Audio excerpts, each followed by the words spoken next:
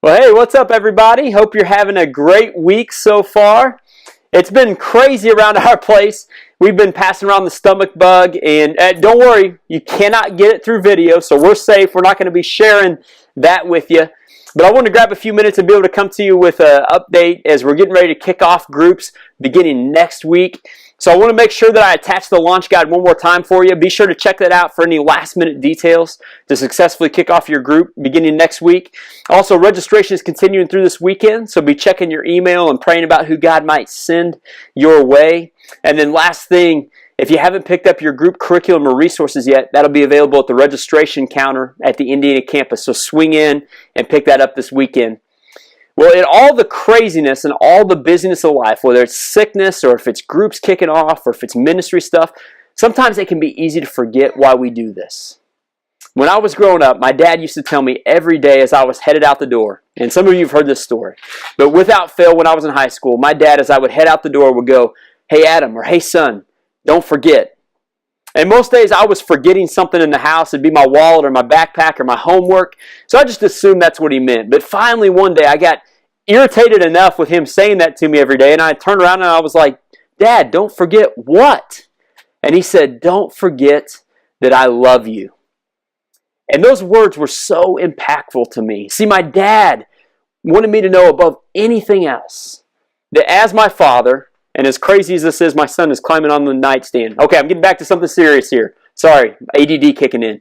But my dad wanted me to know more than anything else that as my father, he loved me. And he didn't want me to just run past him and get so caught in the busyness to miss it, that he loved me. And sometimes we can get caught in that in ministry or in life, that we forget that we have a heavenly Father who loves us. Who loves us so much that he sent his son to this earth to not just tell us about it, but to show us through his life, his death, and his resurrection. And so that is why we do this. A story to kind of illustrate this, to help you guys bring this home from a group perspective. A couple weeks ago, right before Christmas, Karen Johnson, our campus pastor Eddie's wife, she brought a situation to our attention. It was a family that the mom had just been diagnosed with cancer. They have 5 kids. The mom's just been given a 38% chance to live. Their 2-year-old son has special needs and is on a feeding tube. And there's all kinds of things that they need to help him out with. Come here, Ollie.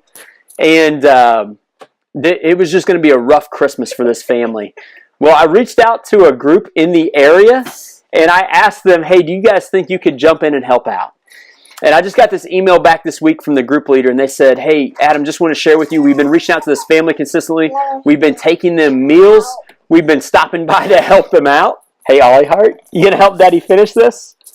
We've been taking them meals. We've been just reaching out to them and loving on them. We've paid some of their electric bills, their water bill, their van payment, just to take care of them.